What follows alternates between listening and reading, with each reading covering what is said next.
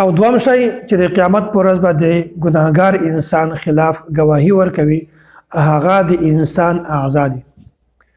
الله تعالی قران کریم کې فرمایي اليوم نختم على افواههم.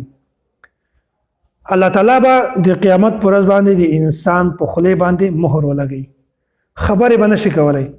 دا ولی ځکه چې مشرکین به هم داسې هغه انکار کوي چې والله ربنا ما كنا مشرکین، چې مونږ خو شرک نه دا کړی. داسې په هغه وخت کې انسان انکار کوي چې دا ګناه خو ما نه ده کړی، دا ګناه دا غلط کار خو ما نه ده کړی، دا د الله تعالی نه فرمانی خو ما نه ده کړی. نو په دغه وخت کې به الله تعالی د انسان اعضاء په دا کې به داسې صلاحیت پیدا کړي چې هغه به ټولې خبرې کوي.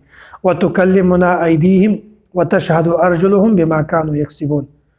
نو د قیامت پر ورځ به د انسان اعضاء لاسونه د انسان پښې دا به د انسان خلاف گواهی ورکوي چې یا الله د انسان په ما باندې دا ګناه کار کړی ده، په دې ګناه کې په دغه کار کې د ما لاس استعمال کړی ده، زه استعمال کړی یم.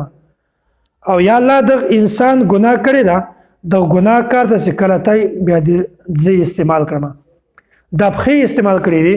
په دغه وخت کې به د انسان اعضاء چې څومره دي، که لاس وي که پښې وي که نور اعضاء وي، هغه ټول د انسان د ګناهګار انسان خلاف گواهی ورکوي چې یا الله د ما خو هیڅ غلطي نه وه، خو دغه انسان په ما باندې دا د ګناه کار کړی ده، دا د ګناه کار چې کله کاوه په دې کې زه استعمال کړم. په دغه وخت کې بیا د لاس د پښې د انسان ټول اعضاء دا به د انسان خلاف گواهی ورکوي.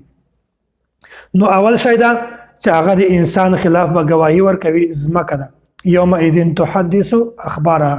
او دوم شی دا چې د انسان اعضاء به د انسان ګناهګار انسان خلاف گواهی ورکوي چې یا الله د انسان په ما باندې دا د ګناه کار کړی ده. په هغه وخت کې به انسان دا ورته وایي چې ما خو ټول کارونه د تا دپاره کول. په یو ځای کې راځي چې اول شیء ینبئ لفخذه. اول شی چې د انسان خلاف به گواهی ورکوي په اعضاء کې هغه به د انسان ورانونه وي، د سړي ورانونه به وي. دا به گواهی ورکوي چې د سړی خو زه داسې غلط استعمال کړی یم. سړی به هلته ورته وایي چې ما خو دا ټول ګناه کار دا ټول هر شی دا خو ما تا د خواهشاتو دپاره کوو، تا د خوښۍ دپاره ما کوو. یا په هغه وخت کې به دا هر شی د انسان خلاف گواهی ورکوي. تا ته چا ویلي ته د ما د خوښۍ دپاره دا د ګناه کار وکړه. نو په هغه وخت کې به انسان خوله باندې مهر ولګوي او چې کوم اعضاء باندې دغه سړي ګناه کړی ده دغه ټول اعضاء باندې دغه سړي خلاف گواهی ورکوي.